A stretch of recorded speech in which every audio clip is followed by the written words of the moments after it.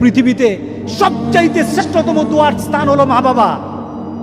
ওই মা বাবা যদি হাত পাতে আরশ পর্যন্ত পৌঁছে যায়, ওই মা বাবা যদি বদদুয়া করে, পৃথিবীর সব তীর সব টার্গেট মিস হতে পারে, কিন্তু মা বাবার বদদুয়া কখনো মিস হয় না, কখনো মিস হয় না। আর সন্তান মা বাবার জন্য যখন দোয়া করে, পৃথিবীর কোনো হুজুর, পৃথিবীর কোনো বুজুর্গ ব্যক্তির দোয়া কবুলের ব্যাপারে সন্দেহ থাকতে পারে, কিন্তু সন্তান যখন মা বাবার জন্য দোয়া করে, এই দোয়া আল্লাহ ফেলে দেয় না। সুবহানাল্লাহ।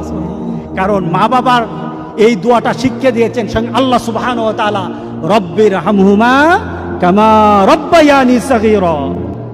আপনি কবরে থাকবেন, আপনি প্রত্যেক নামাজে আপনার সন্তান দোয়া করবে আপনার জন্য, রব্বির হামহুমা কামা রব্বায়ানি সাগীরা। পড়েন, মা বাবার জন্য দোয়া করেন প্রতি নামাজে বলেন মা বাবার জন্য, রব্বির হামহুমা কামা রব্বায়ানি সাগীরা।